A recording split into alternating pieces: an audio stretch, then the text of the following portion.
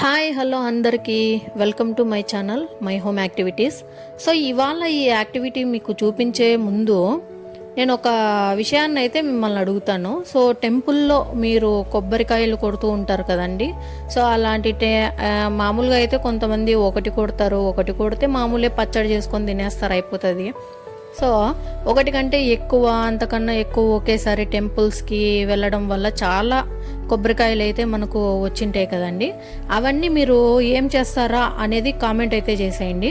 So ఇవాళ వాటితో ఏం చెయ్యాలో తెలియని వాళ్ళ కోసం అయితే ఈ వీడియో షేర్ చేస్తున్నాను. యాక్చువల్గా అయితే ఈ యాక్టివిటీని రెగ్యులర్గా మా అమ్మే చేస్తూ ఉంటుంది. సో ఎక్కువ కొబ్బరికాయలు వచ్చిన ప్రతిసారి కూడా ఇదే ప్రొసీజర్ని ఫాలో అవుతూ ఉంటుందన్నమాట. సో ఇంకా లేట్ ఎందుకు, ప్రాసెస్లోకి అయితే వెళ్ళిపోదాం రండి. ముందుగా కొబ్బరికాయలు ఉంటాయి కదండి, వాటన్నింటినీ పైన పెంకు ఉంటుంది కదా, అవన్నీ నీట్గా తీసి వాటర్ పోసిన టబ్బులోకి అయితే వేసుకోవాలన్నమాట.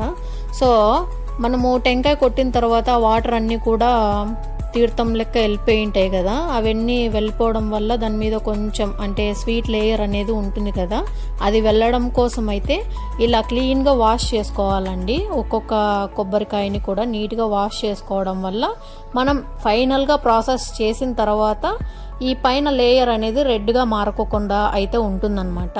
సో ఇలా వాటర్లో నీట్గా క్లీన్ చేసుకొని డ్రై క్లాత్తో అయితే క్లీన్ చేసుకోవాలి వీటిని ఈ వీడియోలో చూపిస్తున్న విధంగా. సో మా అమ్మకు చాలా ఓపిక అనమాట ఇలాంటి యాక్టివిటీ చేయడం అంటే. సో రెగ్యులర్గా ఇదే ప్రాసెస్ని అయితే ఫాలో అవుతుంది. ఈ వీడియోలో చూపిస్తున్న విధంగా అయితే నీట్గా కొబ్బరికాయలను క్లీన్గా చేసుకోవాలి. అలాగే మనకు పొటాటో స్లైసర్ ఉంటుంది కదా అండి, మనము పొటాటో చిప్స్ చేసుకునే స్లైసర్తో ఈ కొబ్బరిని, అంటే పచ్చి కొబ్బరి కాబట్టి స్మూత్గానే మనకు చాపింగ్ అయిపోతుందన్నమాట. సో వీడియోలో చూపిస్తున్న విధంగా చూడండి. ఇలా చాపింగ్ స్లైసర్తో చేయడం వల్ల ఏమంటే ఆ లేయర్ అనేది అన్నీ ఈవెన్గా స్లైసర్గా అయితే వచ్చేస్తాయి అన్నమాట. సో పేపర్ కంటే కొంచెం మందంగా ఉంటాయి.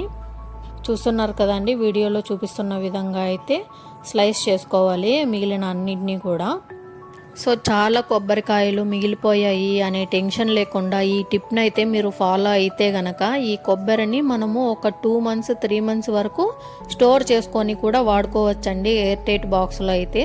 సో ఇలా స్లైస్ చేసుకున్న ఈ పీసెస్ ఉన్నాయి కదండి, వీటన్నింటినీ ఒక డ్రై క్లాత్ మీద ఫ్యాన్ కిందే వీటిని ఆరబెట్టుకోవాలండి. చూస్తున్నారు కదా ఎంత పల్చటి లేయర్ లాగా వచ్చిందో ఈ స్లైసర్తో చేయడం వల్ల అయితే.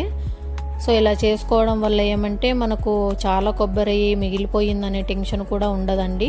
వీటన్నింటినీ మనము మళ్ళీ మన కూరల్లో వాడుకోవచ్చు. అయితే ఇంత ప్రాసెస్ ఉన్న యాక్టివిటీ ఎందుకక్క మాకు చూపిస్తున్నావు అనే వాళ్ళ కోసం అయితే చూడండి, ఆ కొబ్బరిని అలానే ఎండబెట్టి మనము మిక్సీలో వాడుకున్నప్పుడు కొన్నిసార్లు ఇలాంటి అంటే ఇవి ఎండిన తర్వాత కొంచెం హార్డ్గా తయారవుతాయి కదండి. సో మిక్సీకి వేసుకోవడం వల్ల మిక్సీ బ్లేడ్స్ వెళ్ళిపోవడం కానీ, కట్ అవ్వడం కానీ, స్లిప్ అవ్వడం కానీ ఇలాంటి ఇష్యూస్ అయితే జరుగుతూ ఉంటాయి. సో ఇలా కొబ్బరిని స్లైసెస్గా చేసి వాటిని ఆరబెట్టి ఫైనల్గా ఎండబెట్టడం వల్ల ఏమవుతుందంటే మనం మిక్సీలో వేసుకున్నప్పుడు ఈజీగా బ్లేడ్స్కి ఇష్యూ రాదు, అలాగే ఈజీ టు యూజ్ అనమాట.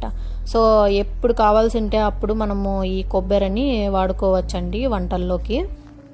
ఫైనల్గా చూస్తున్నారు కదండి, ఇలా స్లైస్ చేసిన కొబ్బరి మొత్తాన్ని కూడా ఇలా డ్రై క్లాత్ ఒకటి పరుచుకొని ఇంట్లోనే ఫ్యాన్ కింద ఆరబెట్టుకోవడం వల్ల ఈ కొబ్బరికి బ్లాక్ లైన్ అనేది ఏర్పడదండి. చాలామంది ఈ ఇష్యూని ఫేస్ చేసే ఉంటారనమాట.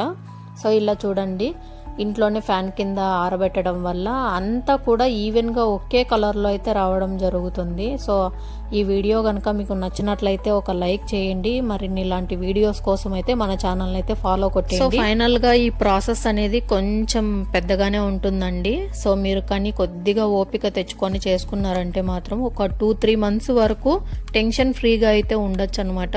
ఈజీ టు యూజ్ అనమాట.